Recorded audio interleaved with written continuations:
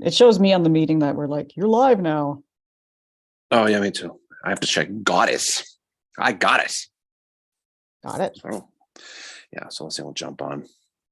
Takes a little bit you getting used to with this thing here, but I guess It's we'll figure it out. It's a little bit different than Facebook. I don't know. I like it a lot more. No, it's not too bad. It's okay. Facebook was just such a bitch to deal with anymore. And but yeah, so here we are, episode 100. Yep, we did. Maybe this thing will come on. Who knows? But you have to go into our channel and then. I know how to do it. Okay. Yeah, Gary. No, fish. Sometimes it takes a little bit. I don't know if we're on or not. I guess we'll figure it out. No, we are because I'm watching it on YouTube right now. Oh, okay. Well, mine isn't. No, let's see. You have to go into. I know. Usually it notifies me. Oh, wait a second. I think. Hey, Ski. That's it.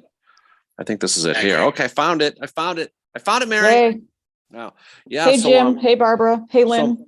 So good afternoon, Mary, by the way, for jumping on almost on time today. I tried. Trying to get ready. Oh, I wake up. I just wake up like this. Whatever. I wasn't expecting Wix to do that thing to newsletter subscribers. Usually you blame Weeks and not Wix. So this is actually a nice departure for that. Morning, so anyway, good morning. Good morning, Rob. What's happening? Oh, lots of people jumping on. That's cool. Is happening. So, yeah, I'm excited, Mary. You know why? Because 1 week from now we're gonna be in Gettysburg. Yep. Yep. Oh, I know. No, it'll be good. It'll be a long time coming. We haven't been down there in a while. Yeah, it's been a little bit of time. So I'm looking forward to it, obviously, to say the least. And get out of here. We had some great warm weather, some drinking weather yesterday. Yeah, that was nice. That was a good day. Really nice yesterday. It was a good day. So, but yeah, we will be in Gettysburg next weekend. So Saturday at 4:00 at 1:00 Eastern, we are going to be having like an in-person hangout. So if anybody's in town, then we're still doing a live next weekend, right? Yep, we are. Yeah, we'll be doing a live at like our usual like 10 o'clock, 10 on Saturday. Eastern live. Yep. Okay, that'll be good. That'll be fun, and that'll be pretty cool. So, so definitely. Morning, Lisa. Good to see everybody jumping on. At least we'll be seeing Lisa next weekend. We'll be seeing Ski next weekend, I believe. Yep. We'll see a lot of good people. So hopefully, if you're in the neighborhood, if you're down in the 717, stop by. We'll be at the Foursquare at 1 p.m. on Saturday just to hang out and just shoot the show a little bit. And, just celebrate 100 episodes. But yeah, we released that episode, so it's out now. So huge thank you to everybody for listening and all your support. It's what started as a conversation on the balcony at the Inn at Cemetery Hill when after a handful of beers, turned into this whole thing, which is something, which is kind of cool, and that's what's fun about it. Yeah, is what the genesis of these things comes from, and the best part about this, to be totally honest, is the people we've met along the way with this. Oh yeah, right. Been lucky. There's a few people on here this morning that we've met in person. Oh no, definitely. Which is pretty cool. Guy, a lot of people from Gettysburg, Rob Dalby, he's on here, met him. Yeah. Lisa.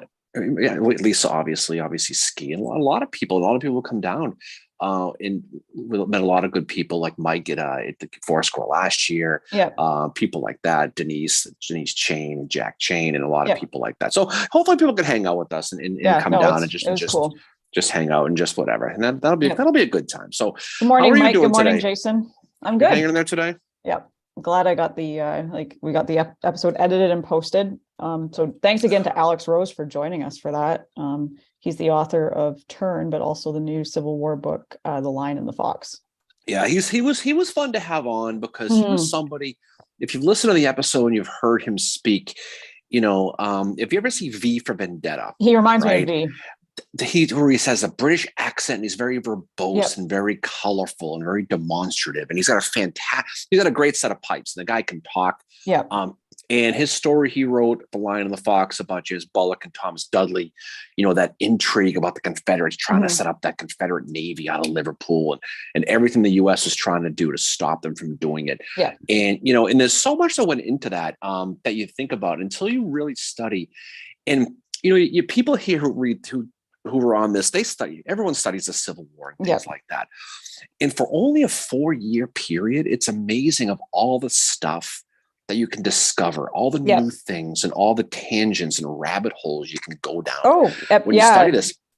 Well, he said in the episode, like, he didn't want to write another Gettysburg book. He didn't want to write something with like the, like kind of the army. He wanted, you know, and he did something different with the Navy, which isn't really talked about that much. And honestly, I'm glad there's not another Gettysburg book, because we have enough right now. I think we need to talk about some other stuff. No, I mean, Scott. and all the battles are great, and everybody has their own favorite battle. We've always said battles call to you. You don't go to battles, but finding these little angles and twists to it, and all the research he put into that. I mean, I'll be honest, there's not a lot of stuff about James Bullock and Thomas Dudley out there. No. You know, so a lot of the primary sources he had to go to dig the stuff out to find a way to write this book that reads like a spy novel. Yeah. I mean, there are people who can really write, in the historical people, and there's nothing against your Harry Fonzas or nothing against your Coddingtons, nothing against those guys, but the writers like Alex can find a way to talk about it where you got to catch yourself and say, this is real. I mean, because there's no way some of the characters, Henry Sanford, people like that. Always dressed in black and Semmes, the captain, that was a real bastard. Raphael Semmes, a captain who was, and you could almost imagine a movie being made of this. And maybe they would. I mean, I think that was so cool, because Turn was really, really good, and that was based off of his book, and Alex was involved in that series too. But like, this book reads like you said, a spy novel, and it is. Speaking of the book, our next book club meeting is the 22nd. So Alex is going to be joining us for that. It was kind of a late addition to our book club for 2023, but he's going to be joining us for that 6 p.m. Eastern via Zoom. So you can come on there and ask him questions. Like in our episode, we didn't really, it was not like a traditional interview. It was just us discussing the Confederate Navy and espionage in Liverpool using his book as the background for it. Right. And it was a really fun discussion. It was. Morning, MJ. Oh, look, MJ is here. We're going to have some fun with MJ next weekend. Yeah. She'll be coming down. MJ has a Gettysburg, These Honor Dead, and she does her living history out of Gettysburg next week. Yep. So if you're down at Gara, Gettysburg area recreation park was what they call it for all the locals, she'll do her thing, and she'll be there in the afternoon. So go check her out. Yeah, and she portrays Pauline Cushman, which is really, really awesome. She does a great job with it. So we are looking forward to seeing her next weekend. How can girls doing the Civil War? How is that a thing? Right.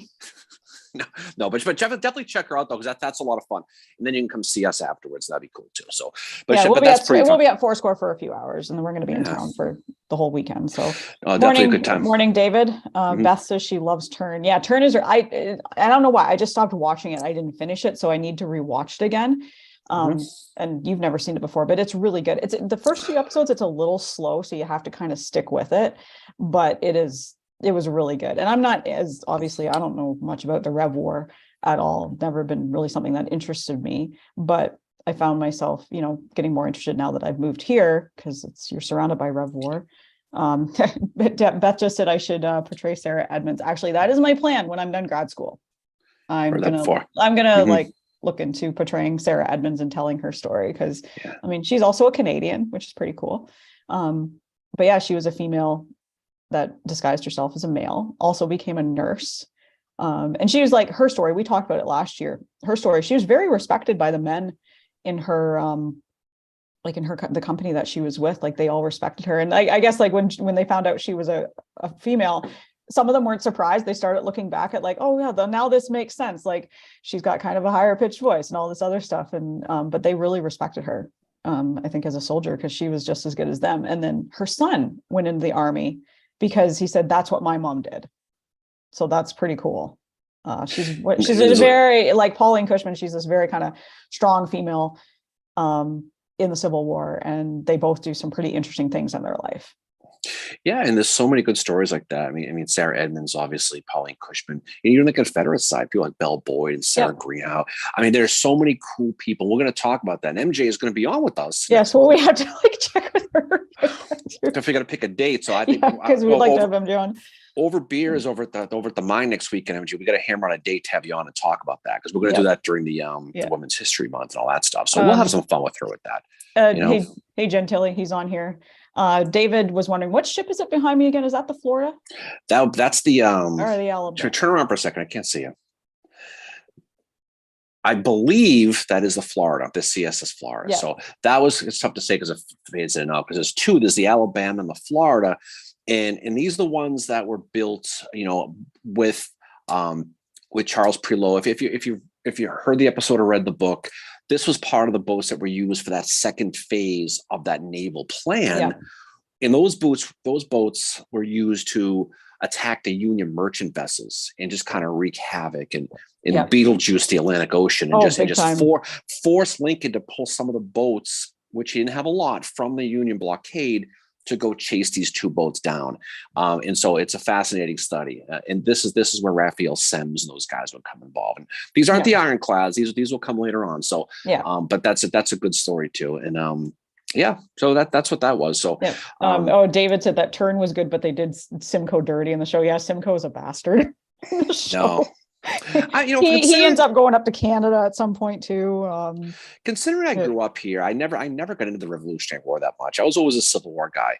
Although lately, probably because showing your ass around Lexington and Concord and that did pique my interest in it quite a bit. And I mean, I love the George Washington statue in Boston. I love all the Rev War stuff there. I love that I found we found the Hamilton statue, which was pretty cool too.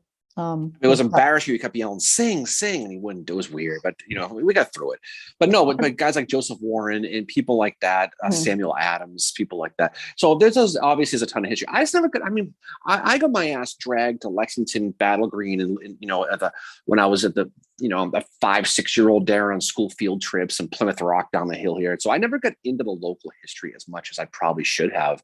But the Civil War was cool because the pictures. Matthew Brady, people like that. Yeah, it's the first time that photography really, like, people saw the horrors of battle. Like, you didn't have pictures from any of the Rev War battles, but then, it was kind of like when they started seeing the pictures, that really, was like, holy shit, this is a terrible, terrible thing. Whereas before, like, people not fighting didn't have that visual. David mentions that the book Sea of Gray is a great book about the CSS Shenandoah. I mean, what's amazing about the Navy part of it, and it's our own fault we haven't really done a lot of Navy. We have to. We've touched. Yeah. I want to do an episode. Honestly, I want to do an episode about Farragut because he's fascinated me since I was a kid. And the whole Speaking of Farragut, there's a Farragut statue in Boston, by the way. We have to go find all people. So, but yeah, he's in the War of 1812, which I remember that was one of our earliest episodes. We did a football episode, and I remember like Farragut was one of the guys I was talking about, and I think I had compared him to like the Green Bay Packers or something like that. And I said, I'm like, yeah, he was in the War of 1812, and you were like calling BS on me, so I'm having to go on my phone and look it up, and it turns out he was in the War of 1812. He was a kid. He was actually at Niagara, where we were in the summer. And I remember asking, because we had that kid that was talking to us. He was really good, but we mentioned, we were in the Civil War, and he's like, oh, well, you knew Farragut was here and Winfield Scott and all this other stuff. And it's like, holy, like. No, it's funny how there's crossovers. Now, I was surprised that Farragut was in 1812 because he must have been. He was small. A kid. I mean, like he must have been very small. That he was really old when he got to, to Mississippi. But he's like the half brother or foster brother of David Dixon Porter, as well. They were raised together, and they weren't. No, they didn't get along. No. Which is funny. I mean, who knows? You saw Farragut's face. He probably, What did you say about his picture? He looked like he was the guy that just picked up the $20 bill. He's the guy who stepped on the $20 bill he found on the floor, was looking around hoping no one saw him before he went to grab it. That picture where his arms the picture folded. where he's like this. Yeah. He just looks, I don't know. It was that picture. I saw that as a kid, and I'm like, started reading up on him, but I still don't know a lot about him, but I would love to do a whole episode on Farragut. No. But there are a ton of crossovers from the Rev War and the Civil War. Now, obviously not same guys, but certainly, Paul Revere, the Dawes family. There's a whole bunch of, just speaking of Gettysburg, there's a lot of different crossovers with that. And specifically, even Charles Adams, who we talked about in the episode here, a minister in England, he was the son of John Quincy Adams and the grandson of John Adams. So there's a lot of that. And when we do our little cemetery strolls, which we tend to go almost every weekend now, is you find here, you see a lot of Rev War, monuments, and you see a lot of Civil War, and they're all together. And so we're kind of blessed where we are with, there's a lot of that here. We saw a guy who died at Valley Forge last weekend, remember? Yep. Well, not him, but we saw. We saw him. But there's a ton of that. We saw all the Howards. You were all excited about that.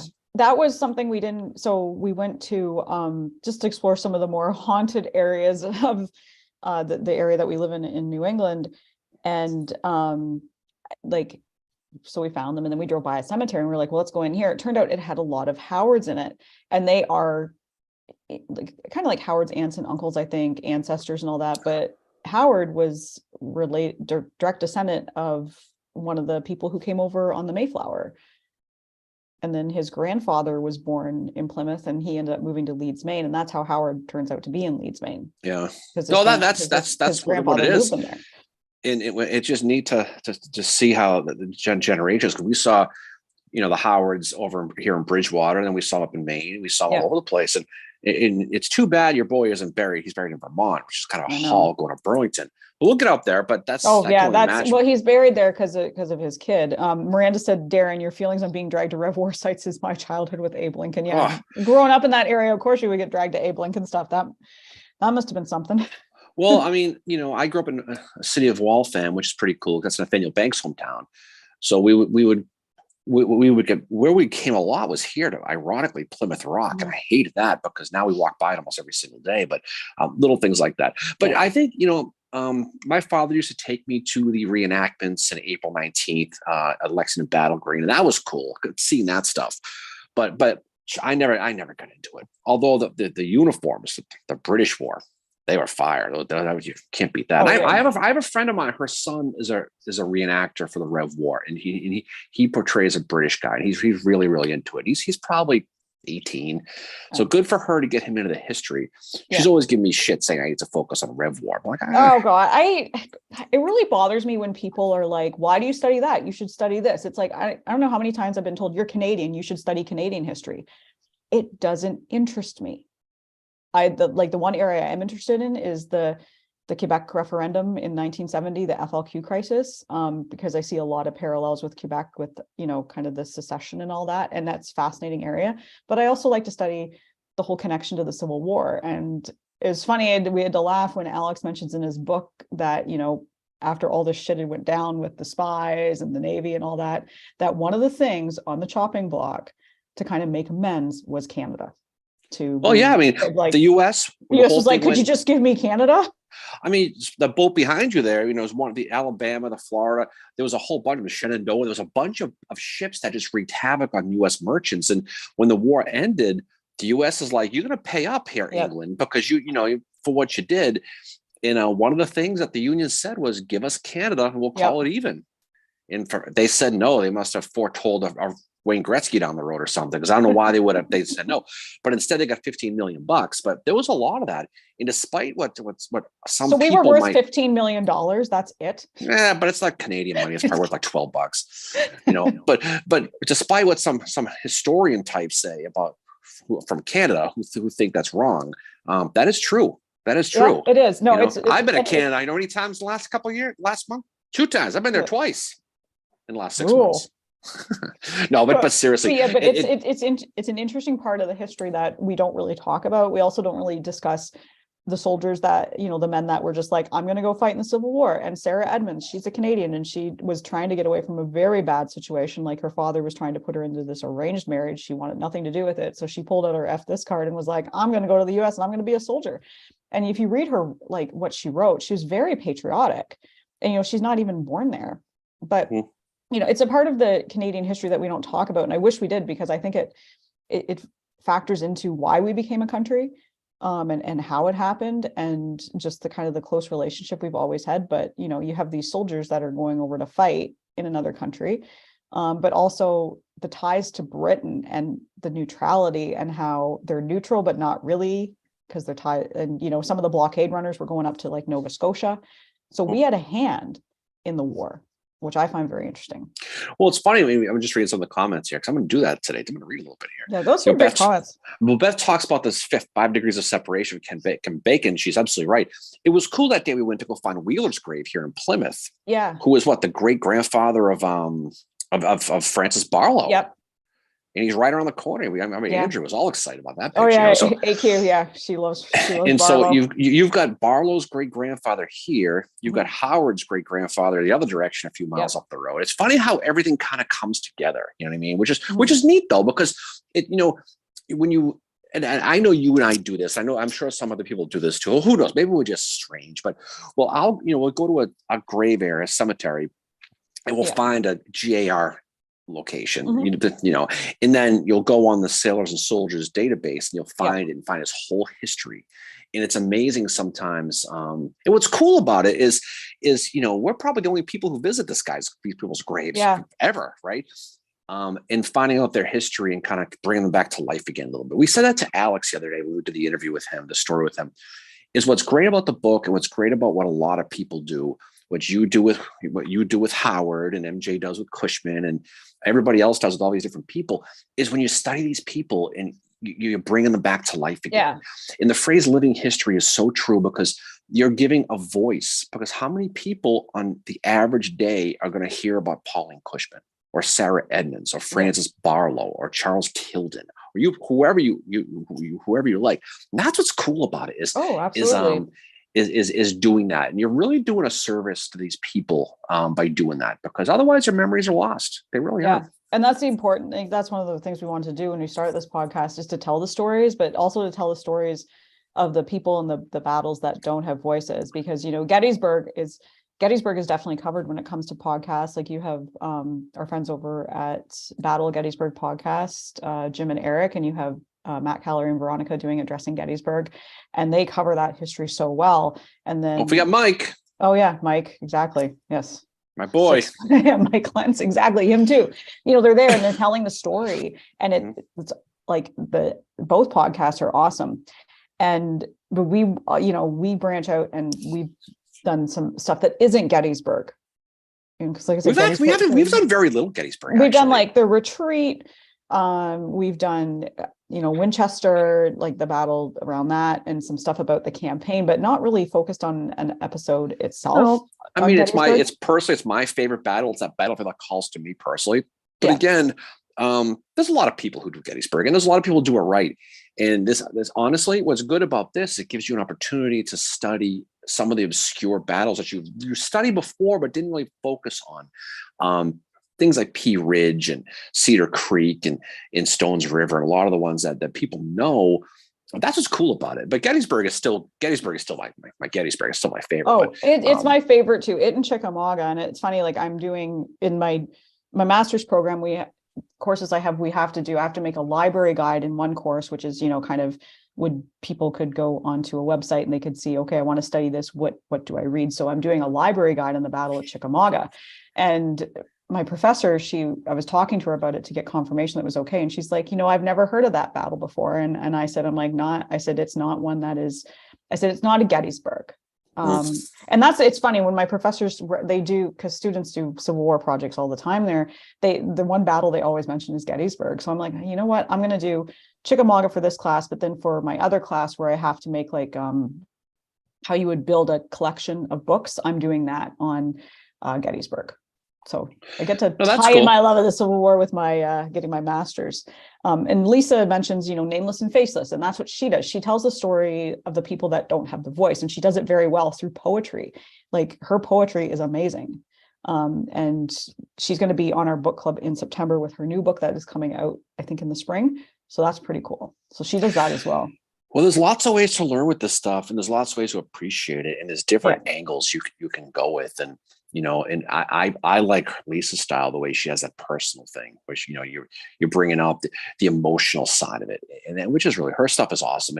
Everybody knows Lisa's poetry by this point. Yeah, it's really good. And she's doing a lot to bring Asia Booth alive again. Yep. Right, which is cool too, because again, people don't realize there's more than one Booth. And more than there's not just Edwin and there's John, more than, right? and it's more than just Mary Lincoln that was affected after the assassination. And that's one thing that really, once I started reading more about Asia, I was like, whoa, this woman and all the Booth family was like very affected by what happened. It's not just, yes, what happened to Mary Lincoln is tragic. I am not in any way putting that situation, putting her down, like, you know, belittling what she went through. But there is a whole other story that is just deserved to be told. And that's the story of the Booths and what happened to them after that. Because you have Edwin, who is he's one of the greatest actors out there at the time. Yeah. And he's having to deal with like, oh, you were that guy's brother kind of thing, right? And Asia, the same thing. You know, they're having to live with this stigma for the rest of their lives. Well, Edwin's situation, you know, it's tough. I mean, November 25th, you know, 1864, you know, they all three of the Booths performed together in New York City for raising the money for the statue of Shakespeare. Yeah. But while that's going on, during the play, you've got the New York fires. The Confederates are attacking while this is going on. Literally at that moment, and everything has happened the way it was. And then he does what he does, and now you're left having to pick up the pieces of family. Mm-hmm. Can you imagine Edwin taking the stage in a city like Boston after the assassination? What that must have been like. Like that would have been, I don't know, just the stigma around it. And you know, Jim is on here, and he does, just quick shout out to him. He does he's got a great Twitter account, and I think he's on Facebook too, where he posts about journals and diaries. And a lot of it is people like just random soldiers, and he does such a great job with it. And he's also a lot of fun too. He comes on around here. No, but it's good. You find some of these people, you know, I don't want to say obscure people, but people who've been lost to history. And I think for most people who you know listen to the episode we did with Alex, you know, Bullock and Dudley is probably the first time people have even heard about them. Yeah, and I honestly never had. And it's fascinating, you know, James Bullock, you know, he's from Georgia, and he's a Union Navy captain before the war. And he ends up basically turning tail and becoming a Confederate spy to help build a navy in Liverpool. And now Thomas Dudley, who was a dour-faced, miserable guy from Pennsylvania, never smiles, just grumpy. He ends up going over to become a consul in England because they have a better healthcare system, because he was in a boating accident. Yeah. Instead of being the ambassador to Japan, which sounds like a pretty cool gig, especially then. And now he ends up being probably the most important guy on the Union side in England. Yeah. And he's someone who fell between the cracks. And this is a guy who, if he didn't do what he did, and Bullock was able to work with guys like Prelow and all these people we talked about, they would have built this, and they were able to build those ironclads that they built, which would have really broken the back of that Union blockade, how history would have been different. We talked a lot when we did Fort Fisher, right? Yeah. In Wilmington, about how when they closed that port, how everything changed. It led to Lee pulling out of Petersburg and the Appomattox thing. If the Union blockade was broken completely, and the Confederates not only were able to get supplies into the United States, but more importantly, get the cotton out into England, how history would have been completely different. And not to oversimplify it, but what Thomas Dudley did was almost, I don't want to say single-handedly, but he was the figurehead, that masthead guy, because we're talking boats, who really stopped that from happening, that allowed the blockade to continue, that really allowed for things like Fort Fisher to fall. Yeah. So it's not easy. It's not easy to look at how the dominoes could have been different if that didn't happen. Yeah. And he was the right guy at the right time. Because he wasn't even supposed to be there. He only went there because he thought it was an easier gig and a better healthcare system. And he turns out to be the guy that kind of takes him a little bit, but he finally solves it. Civil War Project is on here. Hello. They say good book on Chickamauga is Unceasing Fury, Texans at Chickamauga by Scott Mingus and Joe Owen. So we need to I need to put that one in my project, but we also need to we're gonna be talking about John Bell Hood again here soon, aren't we? Yeah. You know. but it's just it's pretty neat though. Yeah, no, there's no odds about that. Chickamauga, you're gonna be doing a lot of Chickamauga for school here pretty soon. We're gonna be going to Chickamauga here in a few months, Mary. Well, that's one of the reasons I picked it, because we're gonna be going there, and so I thought, well, why not? And plus, the 160th at Chickamauga is in September. Same with the 160th in November. It's the battles for Chattanooga, and I know they're not going to get as much press as Gettysburg, which is kind of it's kind of sad, because they are like those battles, like Chickamauga, and then you have Chattanooga, are just, I don't know, I think they're equally as fascinating. And they've got the thing is like the Western, like everybody talk a lot about Gettysburg, obviously it is the battle. And if that's your battle, that's awesome. But like Anyway, okay, David said he was having a good morning until he mentioned Hood. Never Hood. I like the cast of characters in the Western theater is equally as interesting as the people you have in the Eastern theater. You know, you have like Western theater, you've got Braxton Bragg, you've got John Bell Hood, you've got like Blackjack Logan is out there. You've got all these guys that they're so fascinating to study, but they don't get as studied because the Western theater still, I mean, it's got a little bit more of a voice, but it's still not as studied as the Eastern theater. Well, since it's a football weekend here, the Eastern theater is the quarterback and the receivers and the running backs. The Western theater is the linemen, the ones who kind of, I don't want to say do all the work. It's kind of like Gettysburg, where North Carolina did all the work and Virginia got all the credit type thing. People say that all the time, and that's kind of sort of quasi true.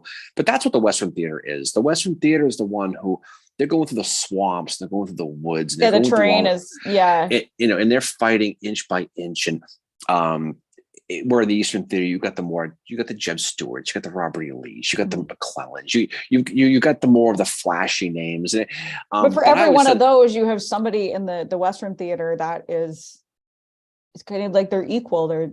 But like the Western theater is like the land of misfit toys, and it's kind of where you get sent. Like that's where Rosecrans gets sent when he has the falling out with Stanton.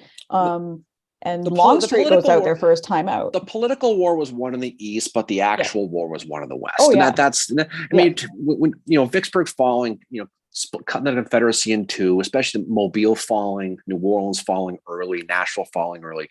I mean, Atlanta certainly falling. The die was cast when Atlanta fell, but in the East, you've got the big boy battles in the East because it's closer to Washington and closer to New York City, where all the publishers are. So that's where it was, and not to minimize Gettysburg or Antietam, but just saying that I think a lot of people studying the Stones Rivers, for example, I don't think people really appreciate how important Stones River was. Yeah, it definitely was. And I think that I don't want to say if it was in the East, it would be a lot bigger. It should be up there with minimum Antietam. Minimum. Yeah. Because if they had got down that Nashville road, who knows what would have happened. And it's interesting to think that, one of the reasons like the Confederates didn't have the manpower because they'd had that one guy, what's his name, pulled to go to Vicksburg, right? So Bragg is down a bunch of men. So he's like, Stevenson. Yeah, Stevenson is pulled to go to Vicksburg. And then, but then you have like, what if they do win? What if they do get to Nashville? What's that going to do for the Union? What's that going to do for troops? How's that going to mess up the Vicksburg campaign? Like Stones River is one of those things like, we love to play the what if game on here, and we do all the time. And I know some serious historians don't like to play the what if game, but it's an interesting way to look at the actual history. Well, Stones River falling probably means, the end of Rosecrans right off the bat, first of all. But Stones River falling means that Nashville is in jeopardy. Nashville held, that was the first Confederate capital to fall for the Union. Yeah. It was a big supply base for Grant and Sherman. That falls right then. You're right. How does that affect the rest? How does that affect Vicksburg? How does it affect Atlanta?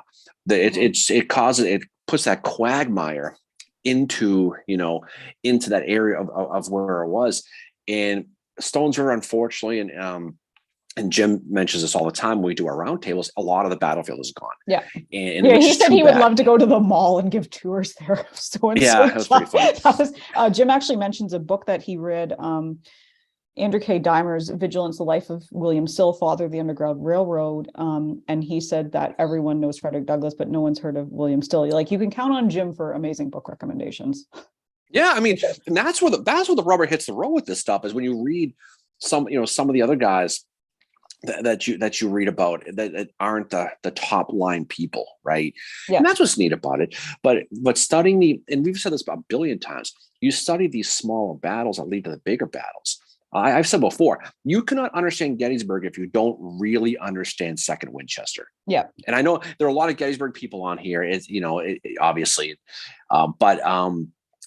understanding what Milroy did and what Ewell did at Second Winchester helped set up the battle, because now Lee is going to have a storage depot. He's going to have a supply depot to run the operation out of.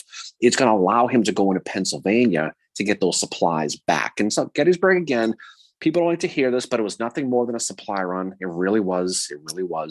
But that doesn't happen So if you're in the Gettysburg Chamber of Commerce, you better be thanking Second Winchester, because your city would not be what it is today without exactly. that battle. Inspired Jay said, love the Tullahoma campaign. I've been doing a deep dive into it. Thank you. Well, thank you very much. Oh, no. The Tullahoma was a great one to study.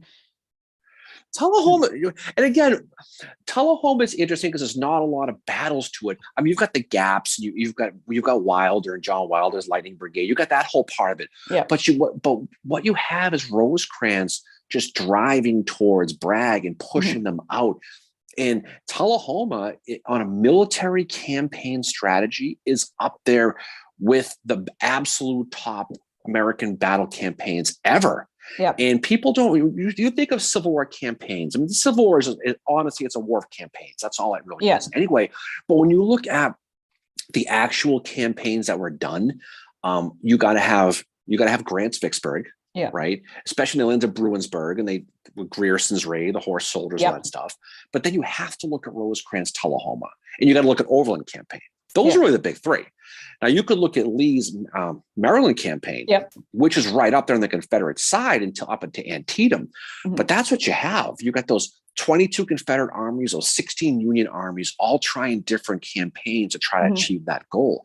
But people really should focus on Tullahoma too. If you're going to look at the campaign, if you're a military, logistician, and you want to look at just campaigns, nuts and bolts, X and Y's, so that's the one to look at. It really is. Tullahoma is very fascinating. And, getting back to your thing about what you said about Winchester, it's the same with and this is not a campaign, it's a battle, but Battle of Chickamauga, to really understand what happens at that battle, you have to understand the first day, the 18th, and look at what Minty and Wilder did. And Wittenberg has a really great book about it. I've talked about it numerous times on here, Holding the Line at the River of Death. But I found I understood the battle a lot more when I knew when I understood what Minty and Wilder had done. It's the same for Winchester. Like, you understand it more if you're looking at kind of, and what Minty and Wilder do. That is the first day of the battle. Like, it's not like there's not a lot of men fighting, but still, I think it needs to be included in that first day. And two, if you look at the Chickamauga campaign itself, what are Rosie and Bragg up to after Tullahoma? It's the Chickamauga campaign. It's getting, they managed to scare Bragg out of Chattanooga, take the city.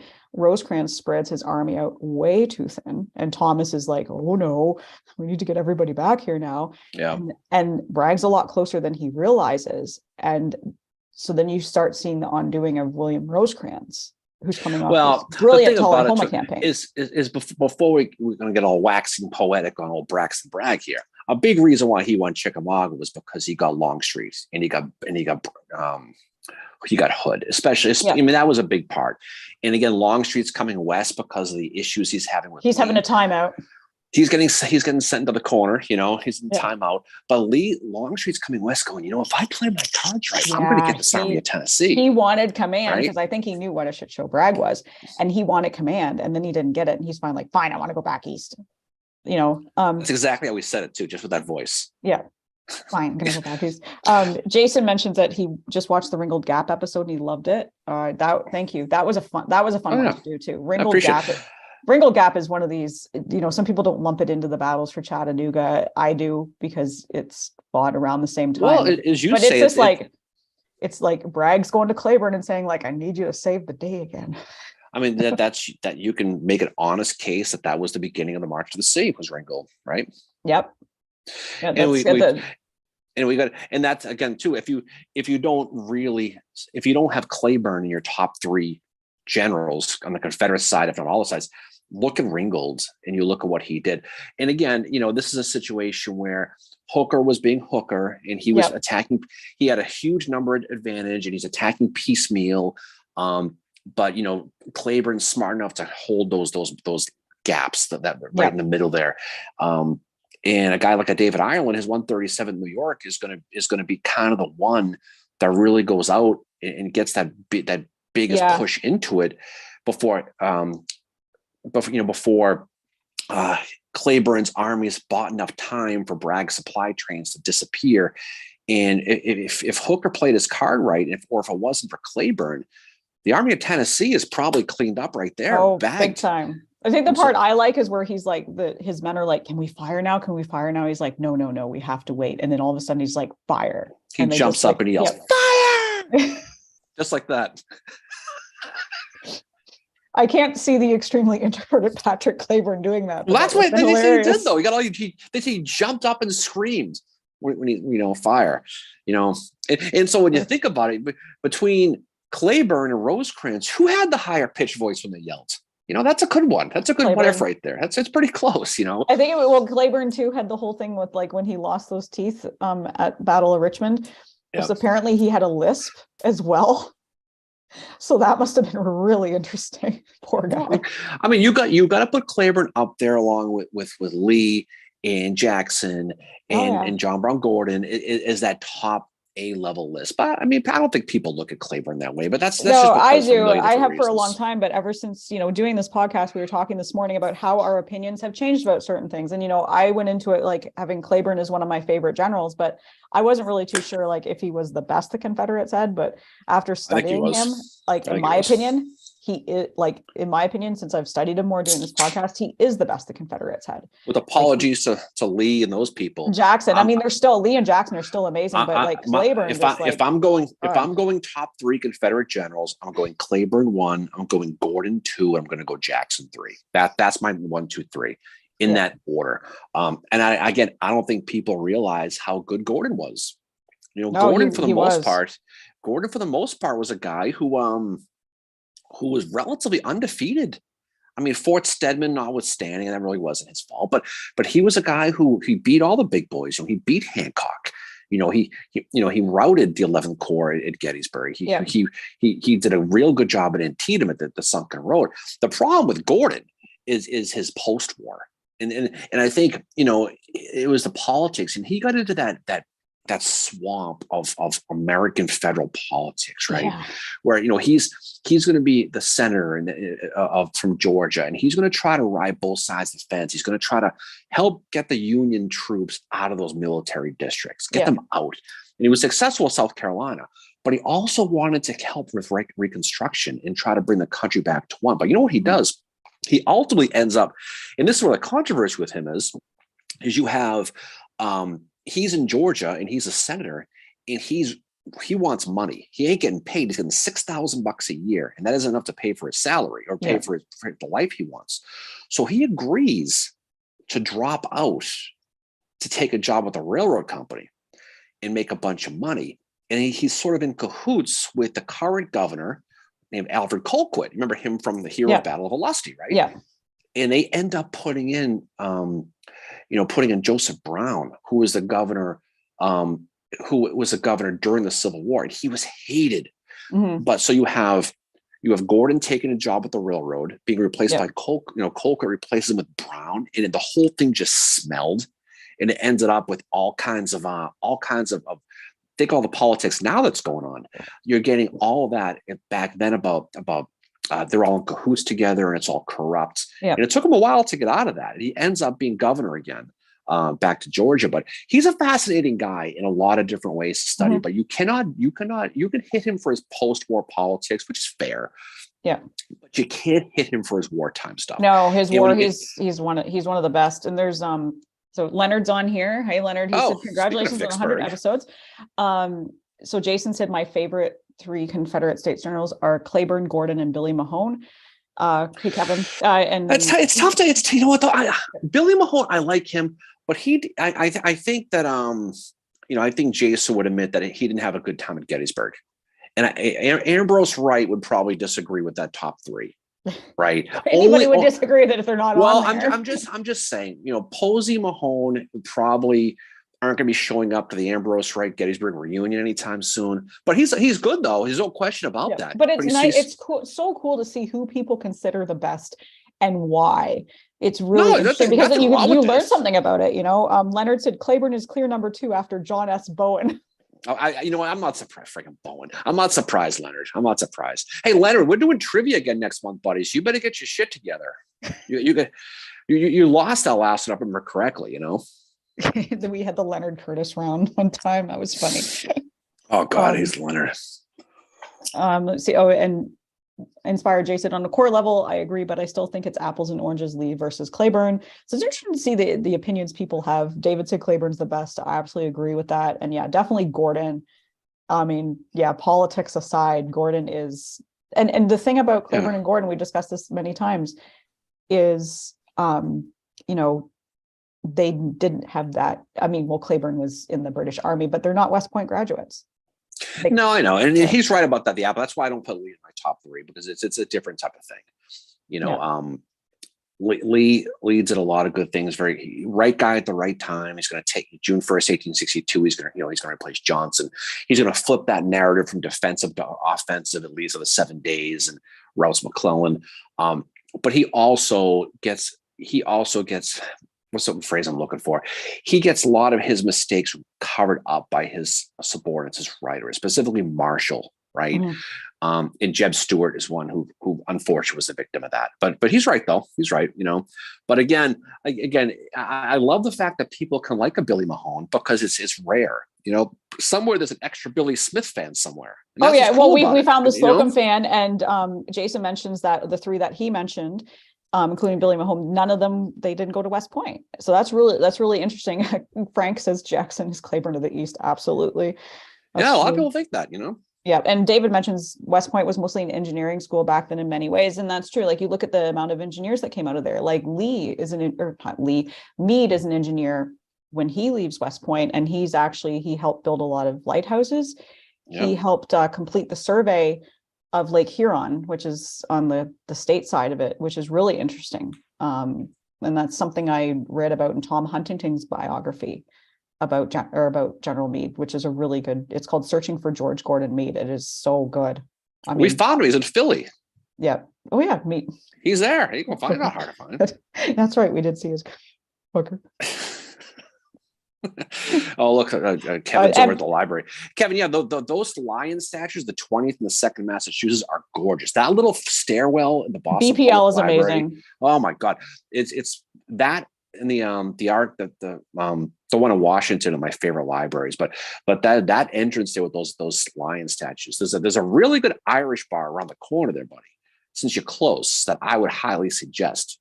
If you'll see it when you go over there. David mentions that regarding Lake Huron, that's pretty much in his backyard, because I think he's from Michigan. But yeah, I was at a book talk went to the Historical Society in my hometown before I moved here, was having a book talk, and the author there was the guy that gave us the tour of the Masonic Lodge, David Yates. He's giving a book talk about the founding of one of the small towns there, and this admiral who founded it. And one of the questions was, well, we know that he completed the survey on the Canadian side of Lake Huron, but who did the survey on the US side? And David was like, I'm sorry, I don't know the answer to that. So I ended up like raising my hand during the questions, and I'm like, it's not a question, but it was General Meade who completed the survey of Lake Huron. You were that person. You were that guy. I was that person. I was very like my cousin and his wife were like, it was George Gordon Meade. No, but Dave was like, I don't know. I'll have to look that up. I know. God's sake. That's cool, buddy. Probably appreciated that, you know. But yeah, it was, and you know, Meade did that. He designs lighthouses, and all that. And Miranda said that Vicksburg was the most strategic win, but Gettysburg wins politically. Yeah. Leonard Bowen was hamstrung by Pemberton, but still pulled off victory at Grand Gulf, would have won Port Gibson with proper support, and should have won Champion Hill if Amo wasn't ordered away. And yeah, there's an old saying, Leonard, about if my aunt had nuts, she'd be my uncle. I think that's kind of where you're going with that, but it is true though. But Bowen is you know, he's that type of guy who doesn't get a lot of things, and Leonard's a big Bowen guy. I mean, he is. Right? Yeah, which is cool. Leonard's awesome. No, hey, like whoever you want to like it, but people like Leonard help keep guys like Bowen alive, because people wouldn't know who the hell James Bowen. I mean, honestly, then people like Billy Mahone. Right? Yeah, it's fabulous. You know, there's probably David Lang fans out there. I'm a big Cadmus Wilcox fan, as you know, yes, Mary. I love Cadmus Wilcox, and between him and Moxley Sorrell, those are the names I use when I go to Starbucks in my cups. I use Asia because there's not. I rotate Cadmus and Moxley. Yep. I'm going to start dropping the guys' names, I think. It'll be Otis sometime. But you know, and some of the ones I like to study that maybe don't get studied as much, some of the 11th Corps guys, like, Kriz and Schurz, Schimmelfennig. But then in the Western theater, like, I'm very interested and I want to learn more about Blackjack Logan.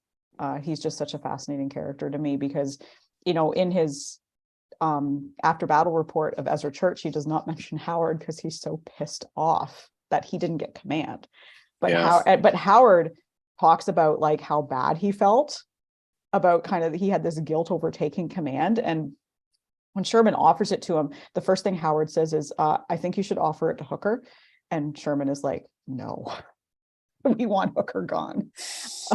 We want you to do it, kind of thing. And then he's thinking like, well, what about Blackjack? But Blackjack is fascinating to study.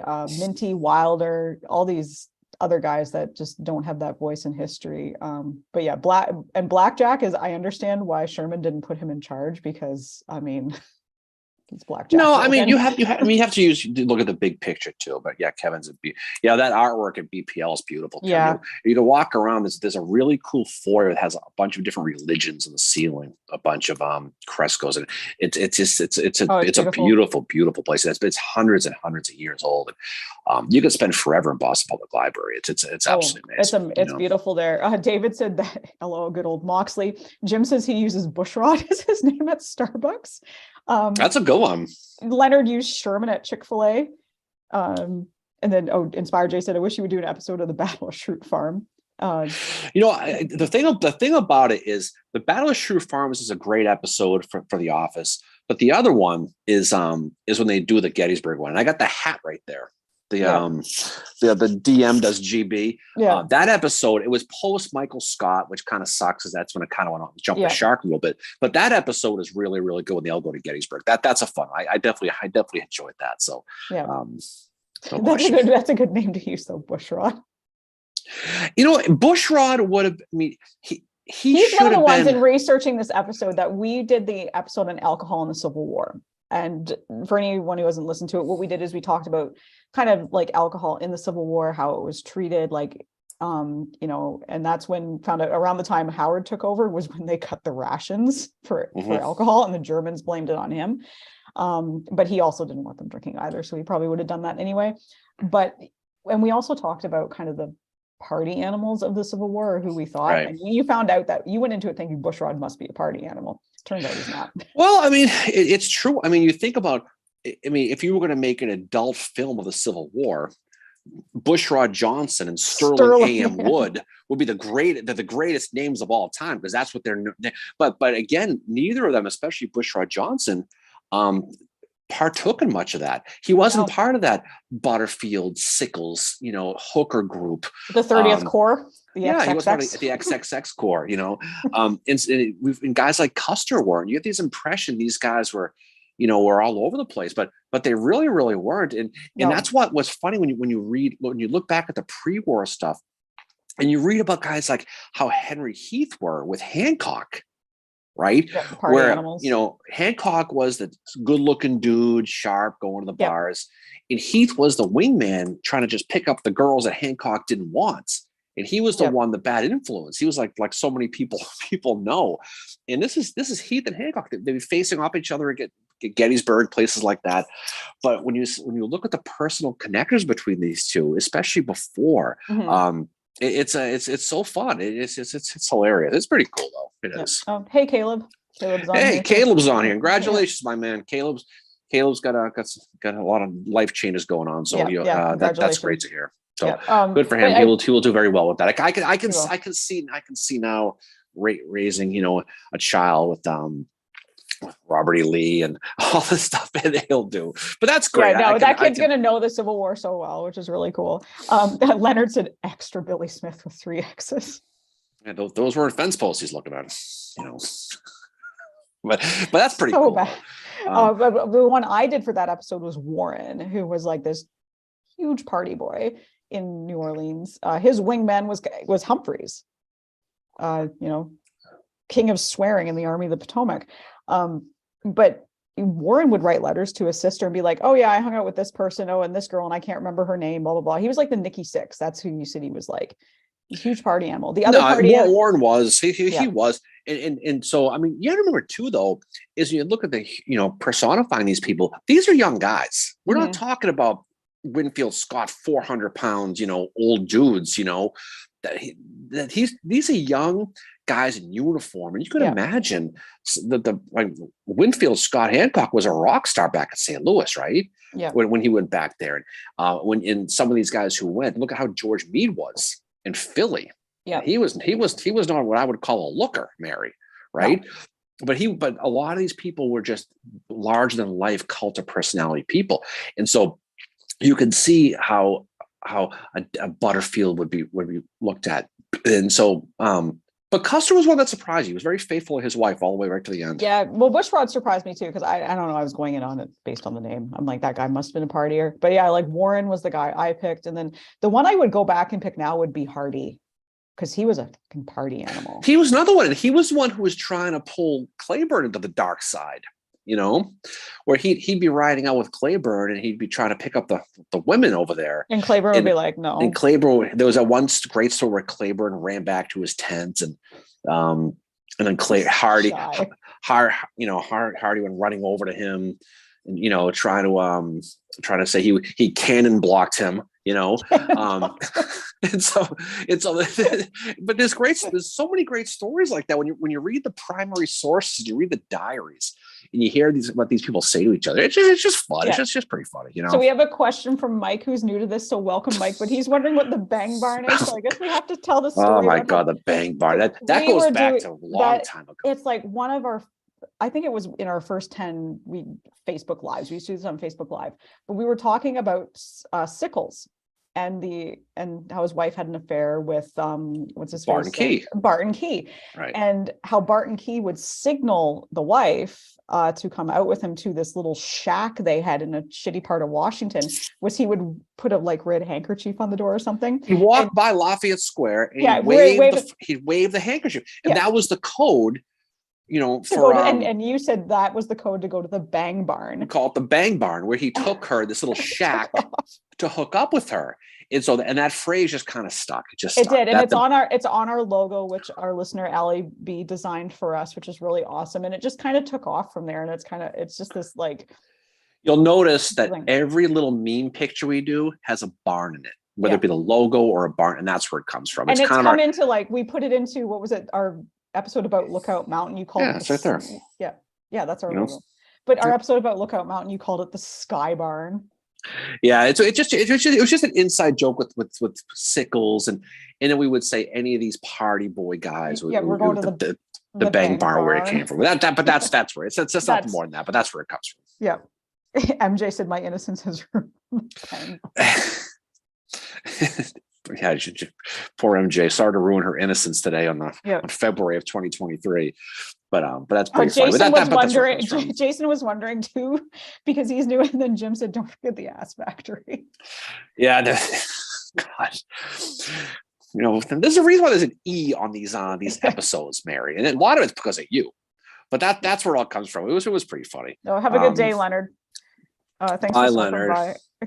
See you on trivia next month, hopefully. But yeah, there's these little inside jokes that have come out of this, and Frank, is the Bang Barn located next to the Dairy Queen at the back door of Savannah?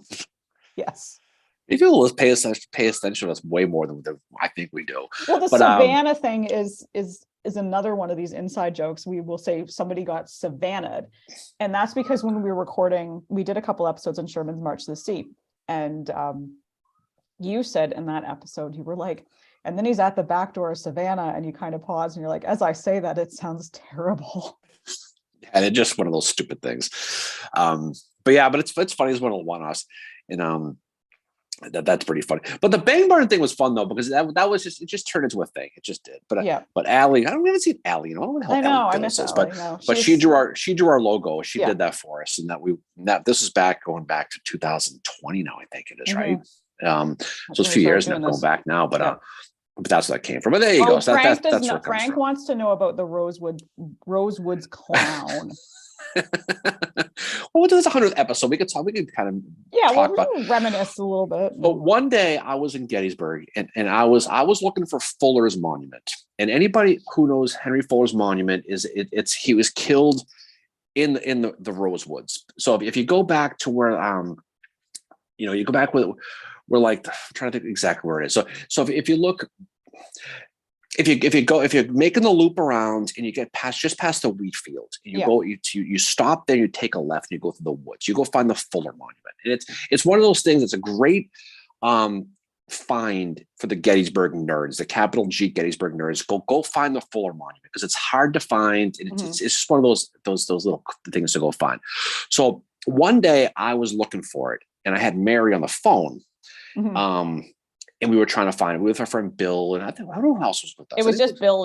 I was there virtually. It was just you. And so we were trying to find it, and I made one reference that we're going to get attacked by the Rosewoods clown because we were in the middle of the woods, and it just kind of, and that's where it went. But that's where it came from. So it was just an off one line thing that because the Rosewoods is kind of creepy as it is. It is.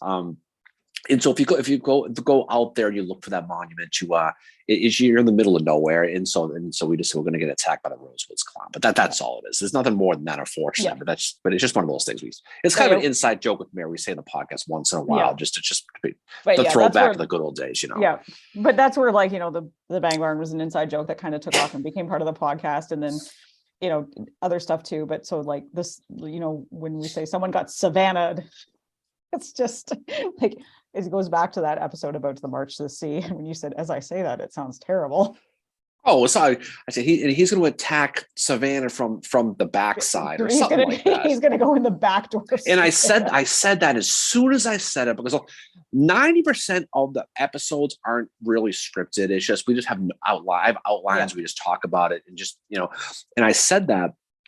And I was like, "Ooh, that doesn't sound right." And I just said, and I say that it sounds horrible, and it went from there. It's just pretty funny. It just kind of took off, and that's how.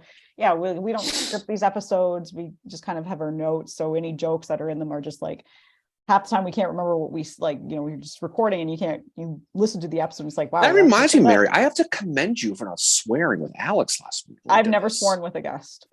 No, you don't. You haven't. You haven't. You behave yourself when we had him on, but it was pretty funny. Jason mentions that Henry Fuller was from Western New York, my neck of the woods. Yeah, Fuller.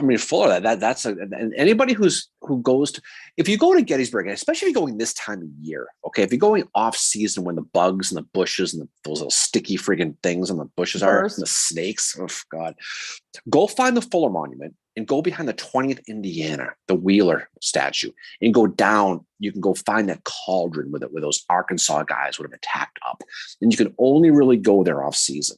But the Fuller one is a cool one to go find because it's out. You gotta look for it. If you can find it without cheating and going on the Stone Sentinel site and doing the GPS, but if you could find it on your own, then you got something because that's pretty cool. Okay. Caleb said he's very stoked for the 22nd, February 22nd book club episode or book club meeting after the latest episode. Easy for you to say. Oh, yep. Jeez.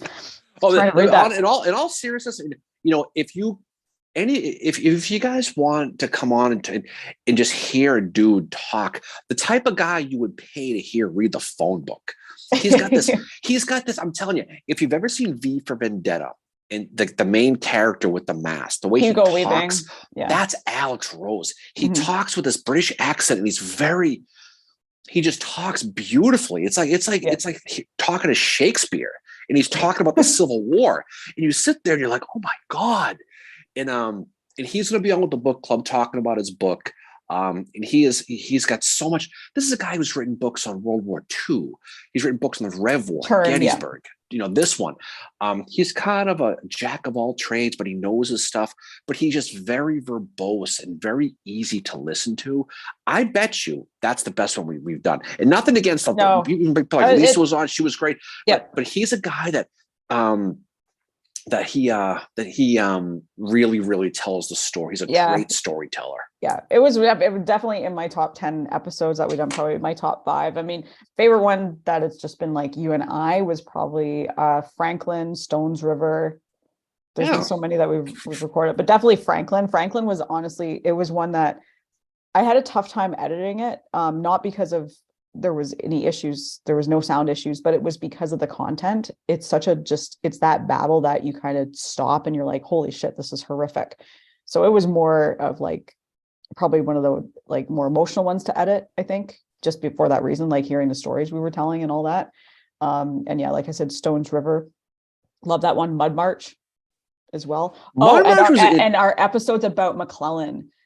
There's that new book that's out now, but our episodes about McClellan too. It's so funny, the McClellan book that's coming out, because it's kind of like but wait a second, there's more episodes. Yeah, the tale on Twisted. So the McClellan narrative, he's slow, he's plotty, he's out to screw Lincoln. He ran against, obviously, him in the election of 1864. But we've been beating the drum for McClellan since day one about, something. Yes, everything they're saying is right about McClellan to what they're saying, but there's so much more to him. And I know Ted Savas had just put a thing on his Facebook page from his Savas and Beatty publisher saying that this book that just came out talks about kind of defending him. Maybe people should give him a second look. I'm like, we've been saying that all along. Yeah, that's what we took a little bit of shit for it when that first episode dropped we were talking about the aftermath of Antietam, and we were looking at, some of the primary sources, because we do look at primary sources for this. And we were finding like, whoa, wait a sec. Is Lincoln giving McClellan a hard time here? Because you look at what the soldiers saying, what George Meade is saying about like, yeah, we don't have any food for the horses. We don't have any food for the men. How can Washington expect us to like go after Lee? McClellan's kind of saying the same thing. Now, McClellan is not, we're not McClellan apologists, but McClellan definitely gets like a bad rap in that area. He's not perfect. I mean, he's a dick in his letters to people, but you find that a lot of these people they're typecast. Kind of like Kramer on Seinfeld. They are what they are, right? Yeah. McClellan is slow. Grant is a drunk. Yeah.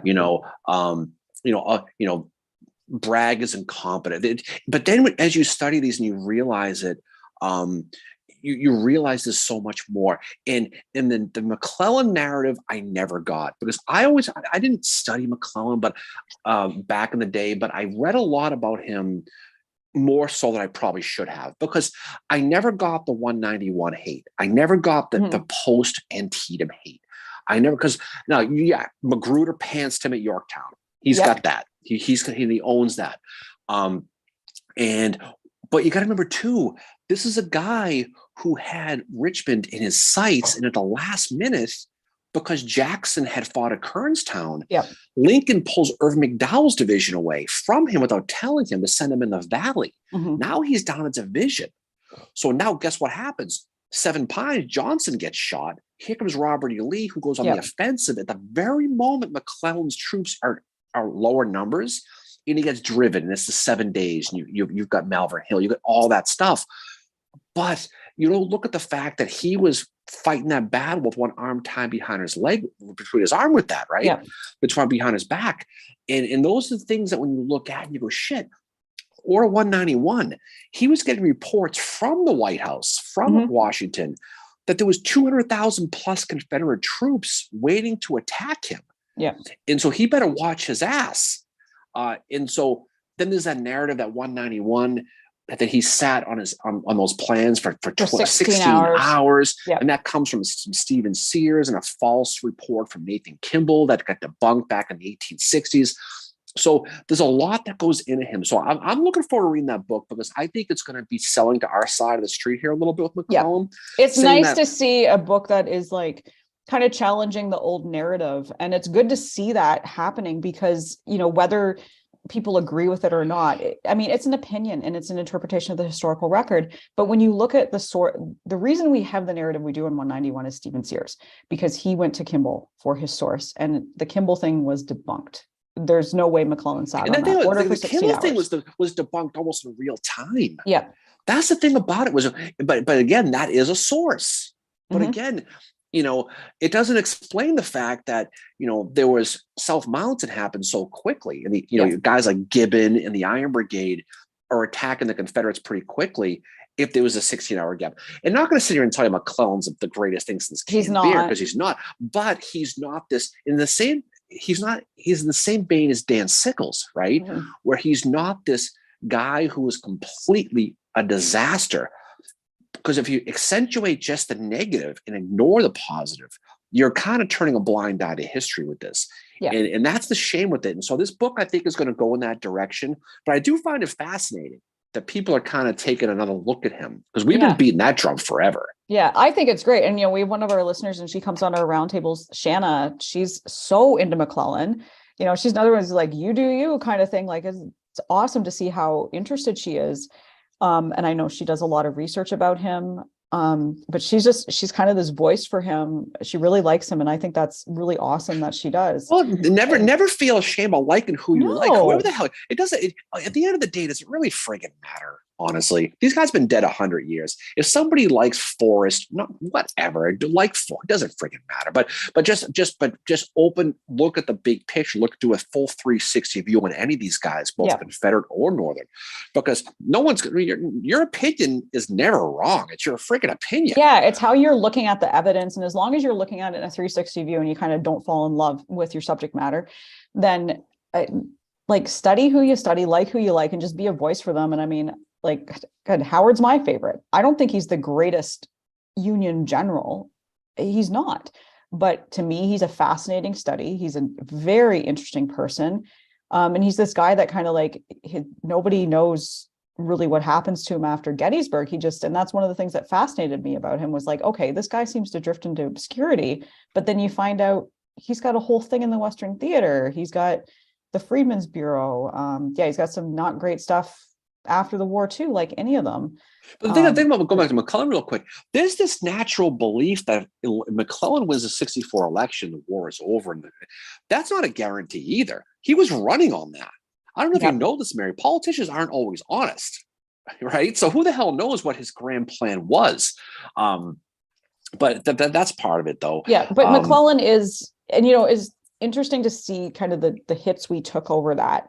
And a lot of kickback on McClellan comes from the Lincoln community, because they're like, he said bad things about Lincoln. Oh, and Lincoln didn't say bad things about Rosecrans or some of them. It's not fair to hit McClellan for calling Lincoln the original guerrilla or whatever he did, because McClellan wasn't the first one to do that. Stanton was. No, I know, but again, when you look at these people, and first of all, in the Civil War, there is no superlatives. There's no greatest. There's no worst. No. There's nowhere, but everyone's in between. We said that a billion times, but I think the fear. I think a lot of people. I mean, I've always felt if you're going to study history, study all of it, right? Yeah. Don't pick and choose the things you like and focus on that and ignore. You've got to read some stuff. You're going to read stuff that makes you uncomfortable. You're going to read stuff that you're like, whoa, what the hell? John Brown Gordon's memoirs it's embellished. It sometimes makes me uncomfortable to read some of the stuff he said and the beliefs he had, but he's still part of the story. He's still a person that fascinates me. I enjoy studying him. I think he's one of the greatest the Confederates had. But you have to look at all of it. Caleb said that he studies AP Hill. It's one of his favorites. He wasn't the best, but he wasn't the worst. He's interesting and very little known about him. And so Caleb studies him. So he's like a voice for AP Hill. And AP Hill's interesting because he comes and goes. I mean, he's a guy who fell off the planet in Gettysburg for about 10 hours. Right. And I like AP Hill. I mean, he's a guy who wore his red shirt and he went out there, and speaking of the Bang Barn, Mary, AP Hill, we used to joke that AP stood for always plowing. Remember? but he's a guy who did a lot of good things, though, and he's a guy who it's not ironic that both on Lee's deathbed and Jackson's deathbed they were both dreaming about AP Hill. Yeah, I don't know what the hell that says, but that's what they were doing. But he's a guy who again was someone who saved Antietam for Lee. Oh, Spite March, right? He did, and that's another thing you can do if you're in the area of Antietam. You can drive AP Hill's Spite March. because he's going to Antietam, not because he's like, I need to go and help them out militarily. No, I need to go because I'm pissed off at Jackson. Burnside owes me money and McClellan took my girlfriend. Yeah, and that's a big part of it. But AP Hill, I mean, you can talk about Burnside, you could talk about all these guys, Longstreet, when it comes to Antietam. But AP Hill's a hero of Antietam if you're a Confederate. I mean, he was coming from Harper's Ferry, bringing his men over when he wasn't supposed to. When he wasn't supposed to. I mean, when Burnside is routing him after the Burnside Bridge, and they're pushing him through Sharpsburg, and they got him pinned against the Potomac. Here comes Hill, right? And that could have been the war right there. The Union. Oh, it could have been. And so he was able to let him get away with that. But AP Hill has his positives. I mean, admittedly, he was quick to penicillin on the medicine cabinet. What the heck was that? What? That weird noise. Oh, I can't hear you. You're quiet. Nope. I think it's your connection to the iPad. That better? Yep, can hear you again now. Stupid. Probably best waving your hands around. So, okay. Let me just go. There's some good comments here. Inspire J says, I do appreciate your approach to successes and failures in Civil War. The McClellan episode fascinated me. Caleb said, I like how you said that, Mayor, about being a voice for our favorites. Frank said, I don't hate any Civil War figure, and the more I learn, the more I find each person fascinating. I think the human interest stories are the best. LC's on here. Go Philadelphia Brigade Eagles. Yeah, I'm stuck with this one. This is a tough one for me, but it's okay. I guess I'll root for Philadelphia just because I just the Mahomes family nauseates the hell out of me. But Philadelphia too. Oh gosh, we'll see. We'll see what happens, but that'll be. I just hope it's a good. I just hope both teams have fun in a meeting against the stadium. But that's okay. We'll leave that alone. Yeah, James says go Eagles. Ben said he finished The Lion and the Fox. He really enjoyed it. He also read To the Uttermost Parts of the Earth on SEMS and the CSS Alabama and was very good. Then he found a book on the Shenandoah, which is the one I think Leonard mentioned that one earlier about the Shenandoah. No, but hey Ben, what's going on, man? It's a good Texan by there, down there in Dallas. But the thing about Raphael Semmes though is he's another dude. I mean, he's out in the Alabama and he's just destroying these boats, and he's kind of like the real, he's a real pirate. He's like the cruiser on the Black Pearl, Jack, what's his name, Sparrow. Jack Sparrow, yeah. That's kind of what he is. And they would bring the men out. He would take over the Alabama, and they changed the name. He rose the flag and says, "Whoever wants to come with me, you're welcome to. If not, you can go home. But if you come with me, we're going to have some fun." And they all said, "Yep." And they went, and they just destroyed all these merchant ships. And they stole all this Chinese, $2 million from the Chinese tea and gold, and just was a real crimp of the dick to Lincoln with all that merchant stuff. And Semmes, the guy, he was I don't want to say he was a mean-spirited type of guy, but he was a absolute pirate. Oh, he looks like the picture of him in the book. He looks like he would be twisting his mustache. So now you're talking the Civil War. Now you're bringing pirates into it. How the hell do you not like that? Right? Oh, piracy. It's crazy, Bob is on here. Good morning. He's from Eagle, Colorado. That's pretty cool. That's pretty cool. Colorado's nice. I was at Estes Park. Never been there. It's very pretty out there. Pitchers and catchers report next week. That's awesome. Thanks for that, MJ. Yeah. Don't worry, MJ. The Yankees are almost mathematically eliminated. It's coming, so it's okay. God. I don't want to spoil the surprise, but they ain't winning, so it's okay. But yeah, getting back to the whole, whoever you study and AP Hill being fascinating, for a variety of reasons, it's like just study them and be a voice for them, and don't like that kid we met at Fredericksburg. We talked about him on here. He was like, I love to study Slocum in the 12th Corps. I'm like, wow, it's great that he does that. That's neat though, because and that's the thing I found that surprised me with a lot of this, and I guess it shouldn't have surprised me, is a lot of people these obscure people resonates with people, and that's the thing too. For me, it's always been Charles Tilden. From the 16th Maine. I just think his story is so underappreciated. Obviously, you is that dude with the wavy hair from Leeds.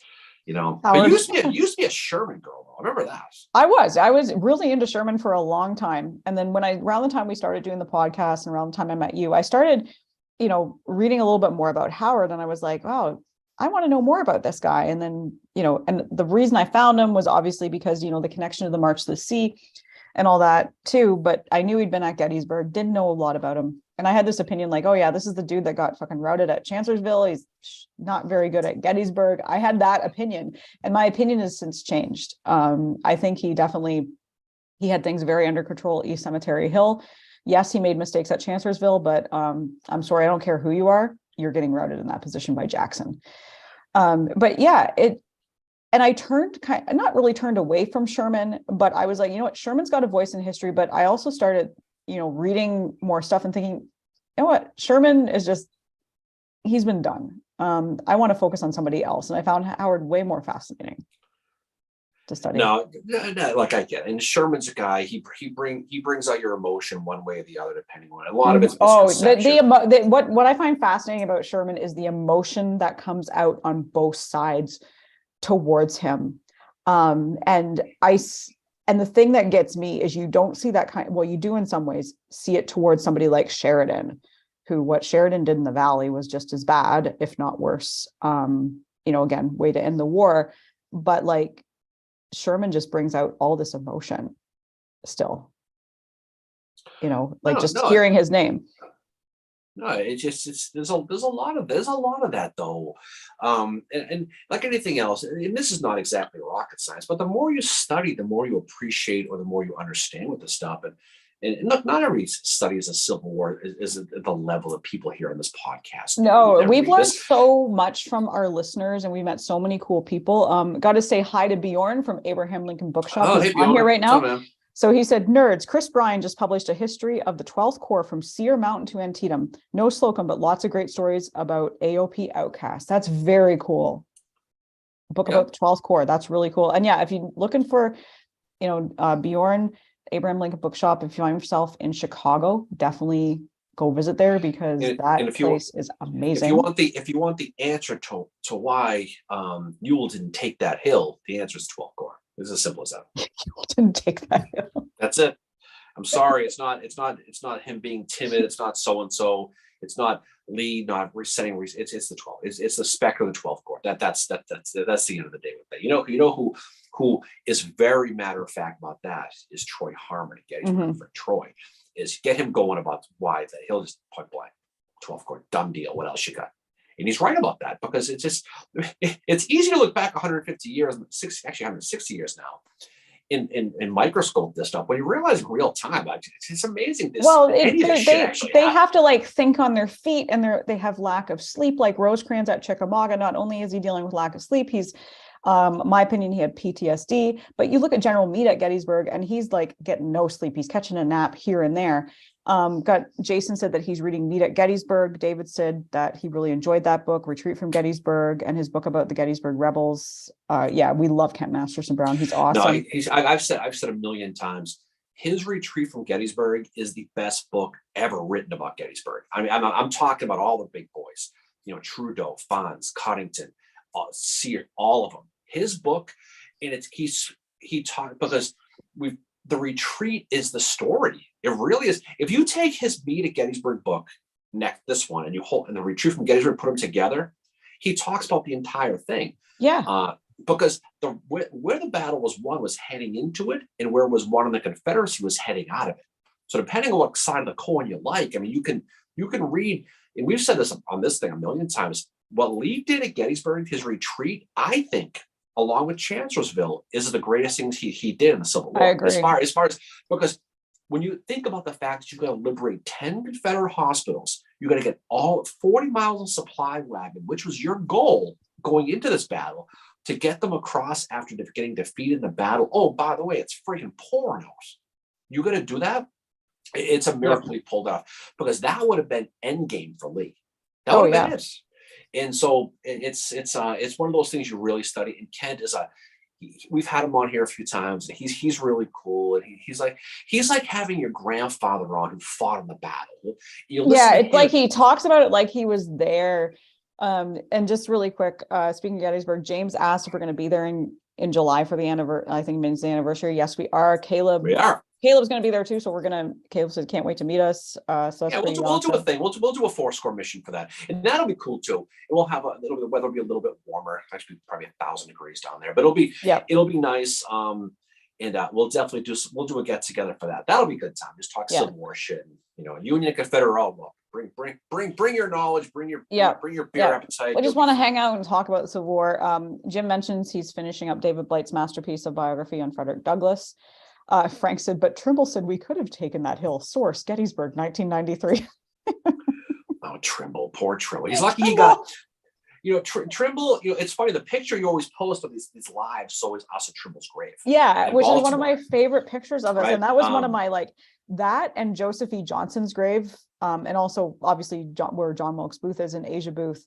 But for Civil War generals, those were two I had always wanted to see, and I got to see them both at that time. But Trimble is a guy that, I don't know, he fascinates me too on the Confederate side, because I've been to Johnson's Island, which is where he was held, the Confederate prison there. That's where they held officers. So he was at Johnson's Island, which is in Ohio. And it's anybody in that area, if you find yourself at Cedar Point, which is in Sandusky, Ohio, take the drive to Johnson's Island. It's worth it. It's a very Sandusky is the home where Tommy Boy was filmed, by the way. Yep. Not for nothing.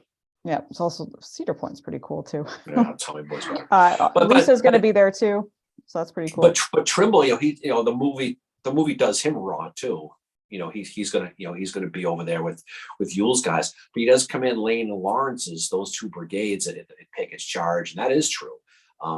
He does better than Pettigrew's guys with Brockenbrough and Davis and Marshall and Fry and those guys. But yeah, he has a history with that too. But yeah, that's his gravesite. He's buried in Baltimore along with John Wilkes Booth and all those guys, Gene Anderson and a lot of the people in that era too. So it's pretty cool.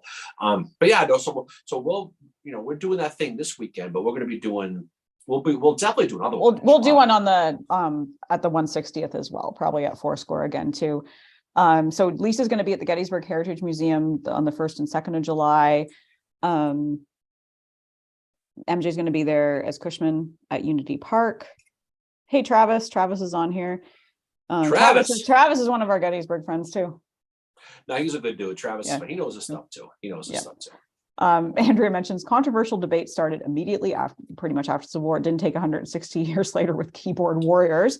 Well, that's the thing about it. I'm glad she brought that up because we've been having a debate lately, little things here and there on Twitter and things like that about monuments, stuff like that. That's been the latest thing. But this stuff's been going on since the day the war ended. And there's this conception that all this taking the Confederate monuments down, all this stuff is just a new thing. But this has been going on since day one. And they've been debating this and going back and forth. And we talked about Gordon earlier, right? Yep. About his attitude, guys like Early and people like that. But there was always that. When we did the episode on Lee, I guess it was a month or two ago now, where he talked about his efforts at reconciliation and how important that was. And I think that when you look at this, that this is a non-ending story. And it's never going to end. It's never going to end. But you know what though? It's kind of good though, because it keeps it in the forefront to talk about it. And I think that people need to realize that no one's a Union soldier, no one's a Confederate soldier, everyone's long dead. And I remember back years ago in Gettysburg, people, mouthing off about this and that. Lincoln is a tyrant, he's the worst thing in the world, Lee is a traitor. It goes on and on and on. But it gets to a point when you just study these people as individuals and realize there's two stories to everything with this. Now, there are definitely some people on the social media, people who tend to use fake names, by the way, who tend to be very resolute and hold on to points of stubbornness like grim death, who aren't very factually right and choose to attack people to defend their position and make up their own stories. But I think when you study these, you can find positives and negatives in anybody. Yeah. The key is to keep an open mind and not automatically shut the door on this guy because of this reason, this guy because of this reason. Because you know what? Every one of these guys, they were just trying to survive to the next day, politically or on the battlefield. That's all they were trying to do. And everyone fought for their different reasons. Not everybody fought for slavery. Not everybody fought for this and that. Understand that there's so much to read and so much to learn, and that was a very important period of American history, that anything could have gone different. And depending on how things played itself out, how different thing could have been. But everyone deserves a study. Everybody does. And that's how I've always felt about that. And and it's important to realize that not everyone knows everything. And what's great about this is a never-ending study. And I've flipped on different things. Everybody has. Yep. But don't just dig in your heels and just stick to it. Learn about it, read about it, because and if you do believe in something, and just like, I mean, I've taken a lot of shit for Howard, being told he's the worst, being told he's the worst. I was told that by someone like in Gettysburg one time, like was on a website, but I was told that, and the person just kept going at me about like how I was wrong and all this other stuff. And it's like, just, stand by it, because like, don't let someone else bring you down because they have a different opinion and they think you're wrong, because that's not, it's not good to do that at all. No, it's that's the thing too. It's just there's so much animosity, so much negativity, and people and social media has definitely really, it's throwing gas on the fire with a lot of this stuff. And so I get it. I can respect anybody. It get to a point where you just, as long as they study it, as long as you know the whole thing, it doesn't really matter, because we all have so much to learn from each other. And that's the one thing, like, this has been a great community, and like, we're so thankful for all of you who come on here on Saturday or Sunday mornings and join us for these. Like, we didn't know if this would work. We didn't know if the podcast would work. We were just like, we want to hang out and talk about the Civil War and record our conversations. And it's like, just, stop. I just remember, like, we're all like humans and talking about this. Oh, hey, Amanda. She said, I really enjoyed the explosive experts that came out on Facebook the other day on the post about the MPS. I remember people like, that's from World War II. Well, I'm just glad that they took the experts on balloons and transferred it into explosives. That was the big thing too. But that was that whole thing. We didn't really talk about that, was how cool they found a shell. At Gettysburg, and that's I mean, it just goes to show. And I know the winter lecture at Gettysburg recently, I didn't see it, but I heard about it, where they found all kinds of artifacts up there, and I knew they would. But again, when people, first of all, if you're one of these people who's going to be sneaking around at night to try to find bullets, then you got whatever issues. But you don't realize the stuff that you could find. Yeah, there's probably 1,000 bodies still at Gettysburg. That's why it's hallowed ground. You dig in a friggin' head. No, but also so many people were killed trying to dig up ordnance after the battle, and a lot of this shit's still alive. Yep. I mean, can you imagine finding a Hotchkiss shell or some damn thing and blowing up 160 years later? And it could happen. And I know there were people on the Gettysburg National Military Park Facebook saying, I can't believe you blew it up, but I can't believe. Well, that might have been the only choice too. And not to mention, do you know how many shells they have in the basement of the visitor center that I know about, that of stuff they have that they don't need another shell, but that's it's fascinating that they found that stuff. I'm actually surprised they haven't found more of it, to be honest. Yeah, well, it's like, it's a health and safety thing too. There's some nice comments. Andrew said, my poor Barlow gets heat all the time. Got to study the person, their life, not just the decisions, good or bad. And she's got a really good Facebook page dedicated to Barlow. She's really awesome too. David said, this is a fun thing we get to do because of the two of you. Well, thank you. We couldn't do it without you guys coming on here and interacting and asking questions. Hey, thank you, Andrea.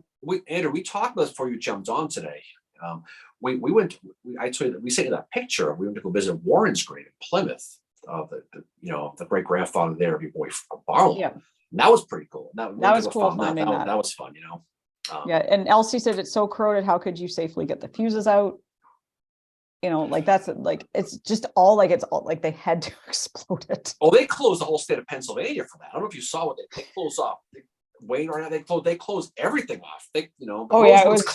Rosewood's cloud was in danger, Mary. He could have been blown up.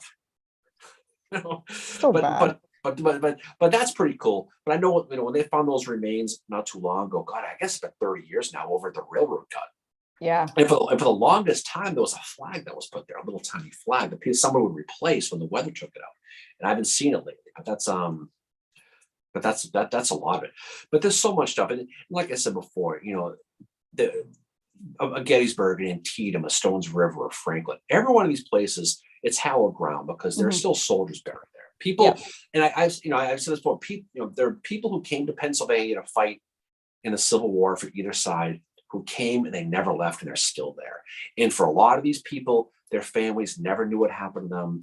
They're just faceless, nameless people buried in a ditch. They're probably still there, and no one knows. And for that reason, you show respect in a place like that. Oh yeah, absolutely. And it doesn't matter what side you're on. The fact, you think now, when someone, unfortunately a soldier gets killed in the Middle East, and it's a national news because of one story. You're talking 30% casualties in some of these damn battles. And in Gettysburg and those places, for example, I can only imagine the fact of not knowing what happened to your husband, your brother, your son, and literally spending the rest of your life wondering. And he's still there. He probably still is. Yeah, exactly. Yeah, someone just said, to paraphrase line from Butch Cassidy and Sons, said, "Who are you guys? All I see on the screen are Mayor, and I hate the Chiefs and Eagles." I do. Mayor or Mary, and you're Darren. I'm merely Darren. Oh God. What was the one you came up with early on? Was like, you were going to become like Prince and just be a symbol, which is going to be like a beard, half moon, in a beer can. Right? No, that's pretty fun.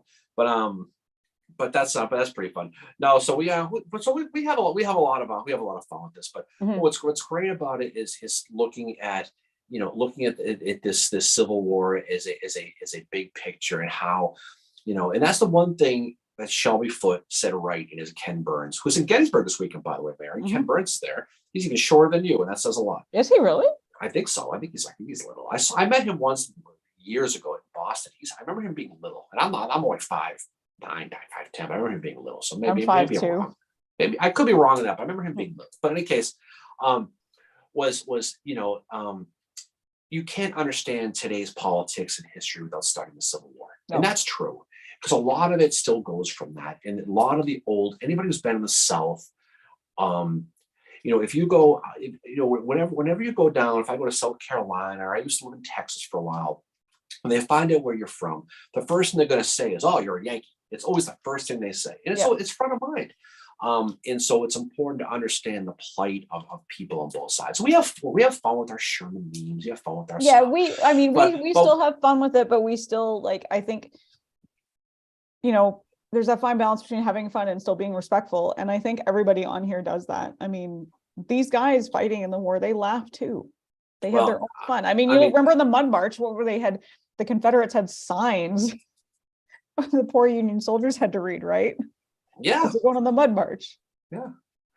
And there was those great signs that the Union guys had, and the Confederates had over in Fredericksburg. They make signs to each other and send more troops, but they knew they were going to get shot down.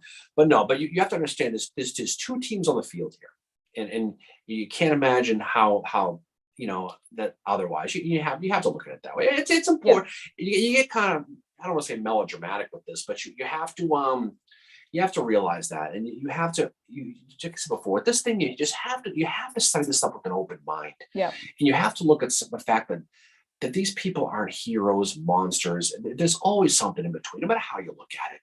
And like I was saying, if we have fun with our Sherman memes, because it's an easy, low-hanging fruit to do. Admittedly, it is. Yeah. But again, he's no picnic eater. You know that. Oh, God, he's not a great human.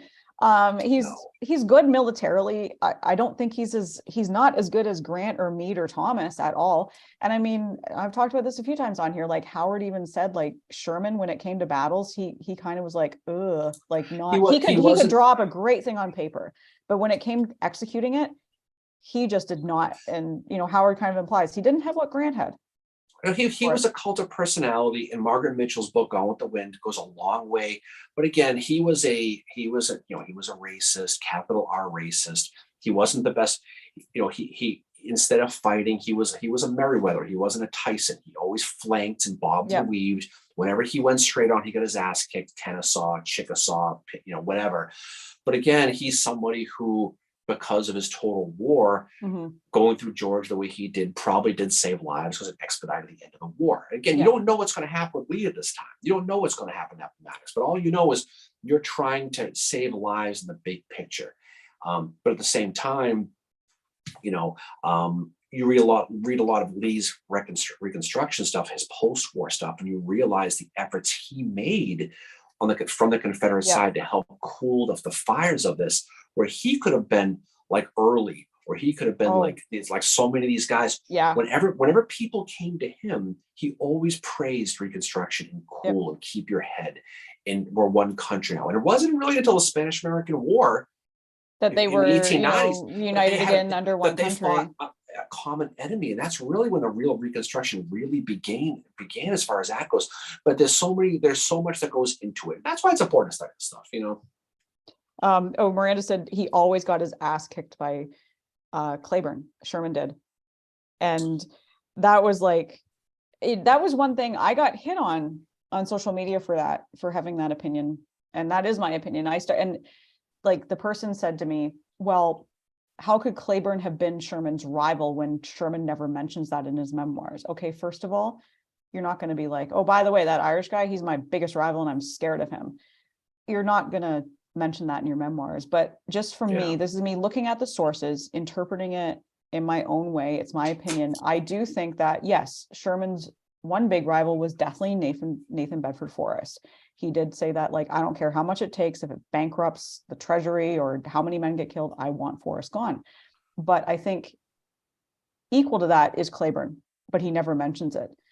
And the reason I started thinking that is because in Jeff Shara's Smoke at Dawn, which is amazing historical fiction about the battles for Chattanooga, there's this thing at the end where he and Grant they're talking. Now, this is a fictional conversation. Don't know if they actually had it, but Sherman says that was Claiborne. And Grant just says to him, you can't make it personal. You can't go after him. And that's when I started thinking, well, what if this was actually a thing? Because you look at what happens after Missionary Ridge. Who's the one kicking his ass the most? It's Pat Claiborne. Yeah, I know. And for some reason, just because Sherman didn't say that in his memoirs doesn't mean it wasn't a thing. I do think that was he was a person that Sherman knew, shit, if I have to go up against him, I'm going to have one hell of a fight. And that was the one thing too, when the Union soldiers saw that flag of Claiborne's division, they knew they were in for a hell of a fight, because Claiborne during the Civil War, I think he had, Lee said he was a meteor shining brightly. No, he's this rising star, I mean, Sherman's overrated in the same vein that Jackson's overrated. Yep. Doesn't mean they're bad. Right. It just means they get a lot more press, positive and negative. Caleb, no shit. But that's the truth though. That's the truth. And as you study these people and read them more, you become more of an appreciation of both sides of what these guys were, what they fought about. But like I said before, Claiborne was a guy who, when you really dig into him and you a real, dissect and analyze a guy like Patrick Claiborne, you realize how good the dude really was. He really was. Elsie asked, didn't all of Hardy's Corps use that flag? Which one? The Moon. The Claiborne's division. I always thought it was Claiborne's, but maybe not. That's a good question. I'll look it up. Hardy's another guy who you talk about where somebody, if Claiborne or Hardy, if Claiborne fought under Lee, if he was one of his corps commanders, how good he could have been. But just because he was a guy who got it, he got the big picture. Yeah. And he didn't have a skin in the game as far as being from the South. And he fought. No. He I don't want to say he was a mercenary either. No, he's a guy that's fighting. He's an example of the fact that they were all fighting for different reasons. It's not just for slavery. Yes, that is a huge, huge reason, big time. Yeah. But Pat Claiborne is fighting for his home. He's fighting because that's where he found home for the first time ever. He never felt at home in Ireland because he could never live up to his father's standards. He's a guy from the British Army. He starts off in Cincinnati, Ohio, moves to Helena, Arkansas. From there, he joins the Freemasons. He gets involved in some politics and he finds home. Oh, these And- Freemasons you speak of because they Yep. don't exist. He's Irish. He's also like extremely passionate about what he does. And we know that from our friend Ryan, who lives in England. That one night he was on our round table and he was talking that Ooh. one night. God, that night he must have had quite the headache the next day. Oh, I should have bought stock in Pedialyte that next day. Poor Good Ryan. Ryan. Well, we should get ready to shut this down. It's almost noon. Time flew Yep. today. No, but that's good though. So, but you study your stuff and read it and keep an open mind with it, and just don't hold on to. You know, the good thing about social media is allowing you to hold on to a point of complete absurdness and stubbornness and hold on and just Mhm. hold on. But again, always keep an open mind because you know you never realize how opinions could be changed with the stuff. And Yeah, my opinion has changed quite a bit, even since doing this podcast. You know, I went into it not really agreeing with what Dan Sickles did at Gettysburg, and now I can say I completely agree with it and I see it differently. I went into it with one opinion about McClellan, and now I am very much like, wow, McClellan, you know, he deserves a better reputation. Same with Rosecrans. That's the thing. You learn from each other and you study it. And Okay. that's what we've done with the podcast. So definitely check out the episode we just did if you haven't already, because it's a lot of fun. And Alex Rose is a great listen, and he tells a story. We had about an hour and a half. We cut it down about an hour and 10 minutes. Actually, by me, I mean Mary. She's the editing whiz with this, and it's a great story. We'll have them on for the book club on the 22nd. If you're in Gettysburg, come by. We'll be doing the live from Gettysburg next weekend. Yeah, we're going to be doing that 10 o'clock Eastern. We'll be doing the usual YouTube thing for a little bit. But then also in person at Fourscore Beer, 1 o'clock Eastern next Saturday, we will be there. So if anybody's in town, please stop by and say hello. We're just going to sit around and shoot the shit and hang out. Yeah. And if you haven't been to Fourscore Gettysburg, it's great. Awesome. Best bartender in the world, Diane, she's there. So we'll go see her. Haven't seen her in a few months. So definitely come out and see us with that. And then we'll be around all weekend. We'll do some shenanigans all weekend long. So, all right. So we got that.